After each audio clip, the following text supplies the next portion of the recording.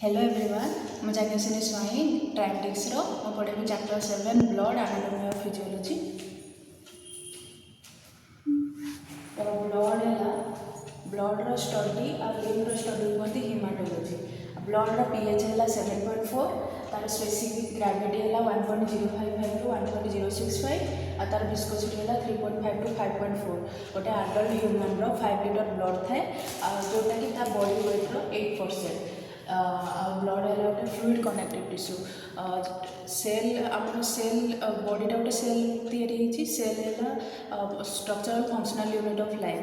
तो सेल बहुत सारा सेल ग्रुप होगी स्पेसिफिक फंक्शन करे तार इंटरसेलुलर सब्सटेंस सहित मिसिक टिश्यू बनाए। तो से टिश्यू डिवाइड होकर आमर ब्लड है गोटे टिश्यू जोटा कि फ्लूइड कनेक्टिव टिश्यू तार कहते आ तार रिएक्शन ओपाक और अल्कालाइन थाए। आमर आर्टेरी जो ब्लड थाए से ब्राइट रेड कलर थाए तार रिजन है कौन ना ऑक्सी हिमोग्लोबिन प्रेजेंस थाए बेसी artery blood colour bright red.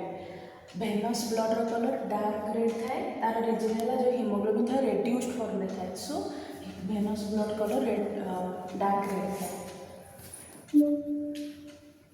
तापर पढ़िया function of blood. Function of blood रे फास्ट आसो transport of respiratory gases, second आसो एक्सक्रीटरी फंक्शन, फोर्थ आसो न्यूट्रिशनल फंक्शन और फोर्थ आसो acid base balance.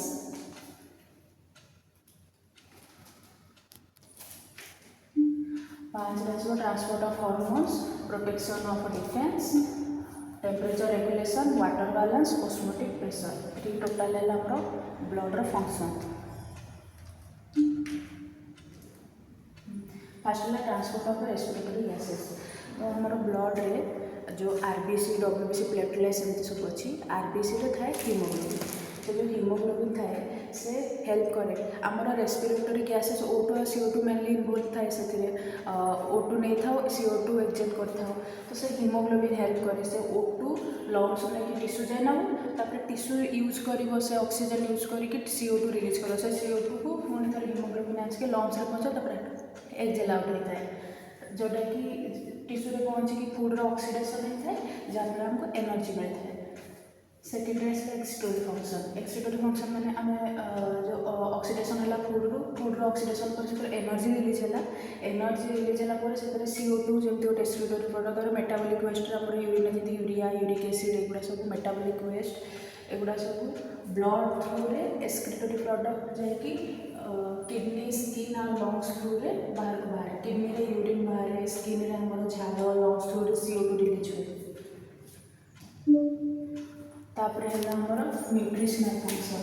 Nutritional function है न्यूट्रिशनल फंक्शन है जे आम जो खाଇବା खाऊे तार एंड प्रोडक्ट सबुटी माने आम खाଇବା स्टार्ट कला पार्टी स्टार्ट हो जाए हमर डाइजेशनटा आमर लाड़ जो था से डाइजेस्टिव लेयर कर एठू एब्जॉर्ब हुए तापर स्टोमाक सेमती एब्जॉर्ब हुए एमती एब्जॉर्ब होगी डाइजेस्टिव ट्रैक्ट रे सब एंड प्रोडक्ट एब्जॉर्ब है से ब्लड थ्रू रे एब्जॉर्ब हम ब्लड थ्रू रे एब्जॉर्ब होकर टिश्यू प्रति पार्ट पहुँचे से एनर्जी बाहर की आम बॉडी जहाँ दरकार से एनर्जी हो गए और जो टिश्यूर ग्रोथ होता है। है acid base balance. Acid base balance कह गले आम ब्लड पीएच है 7.4 तो जदि नॉर्मल कंडीशन जोटा जोटा कि बॉडी माने कांस्टेंट रहे माने आमर बॉडी टेम्परेचर आ पीएच सब कांस्टेंट थाए। आम ब्लड रे कही आरबीसी डब्ल्यूबीसी प्लेटलेट्स अच्छे आरबीसी हिमोग्लोबिन अच्छे हिमोग्लोबिन बेस्ट वर्क करे। तो सेटारे कौन हुए आमर जदि H+ कनसेंट्रेशन बढ़ीगला इन केस तो आमर एसिडिटी बढ़ीगला तो एसिडिटीटा को कमाइवाई ठीक बैलेंस बनाया ब्लड हेल्प करता है। तापर है ट्रांसपोर्ट ऑफ हार्मोन्स। हार्मोन्स कहवाक गले गोटे एंडोक्राइन ग्लैंड जोटा कि डॉट न थाए से सीधा आसो ब्लड रे मिस ब्लड रे मिस सारापर जो ऑर्गेन तार टार्गेटेड थी से तार यूज हम आउ को ऑर्गेन रे से ब्लड देखिए सब ऑर्गेन को तो जाऊँ कि जोटा टार्गेट से तार यूज आसो आउ कौटी से किसी काम करमती थाए। आउे 6 नंबर है प्रोटेक्शन और डिफेन्स। तो आमर आरबीसी डब्ल्यूबीसी प्लेटलेट्स अच्छी तार जो डब्ल्यूबीसी थाए से आमर आम बॉडी रे डिजीज कॉजिंग ऑर्गेनिज्म अटैक करती जमीक बैक्टीरिया भाइरस फंगस एगुड़ा आम बॉडी को अटैक करती तो से डिजीज कॉजिंग ऑर्गेनिज्म को से अटैक करती माने WBC फॉरेन पार्टिकल आसाला एनगल्फ कर दिए तक डिस्ट्रॉय कर दिए। तो आमर ब्लड रे एंटीबॉडीज थाए जोटा कि फॉरेन एंटीजेन एग्निस्ट काम करे डिस्ट्रॉय करे तो आम बॉडी सेफ रहे।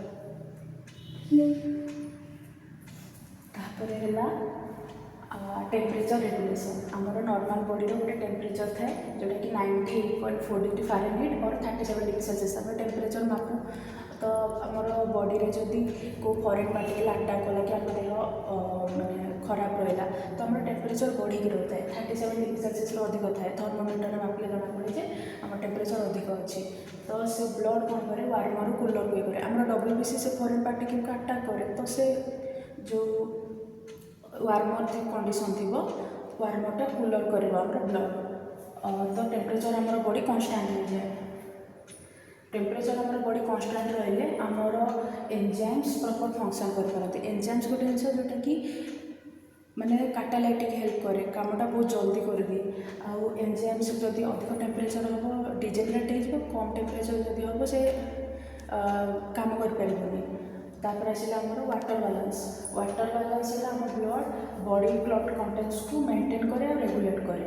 तापर लास्ट है ऑस्मोटिक प्रेशर केमती माने माने आम ब्लड में प्लाज्मा प्रोटीन्स अच्छी जे कि ऑस्मोटिक प्रेशर पकड़ थाए तो आमर भास्कुलर सिस्टम रे जो फ्लूइड थाए ब्लड और लिम्फ तार बालांस रखी थाए।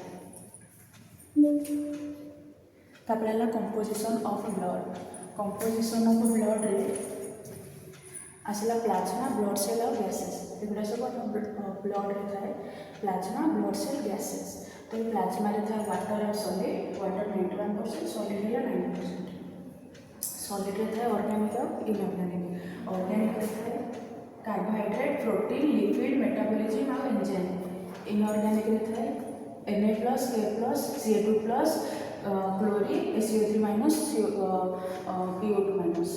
तापर ब्लड सेल्स रे RBC WBC प्लेटलेट्स गैसेस रे O2CO को एंट्री तो आम ये पढ़ा या प्लाज्मा RBC WBC आस्ते आस्ते डिटेल पढ़ा। Thank you.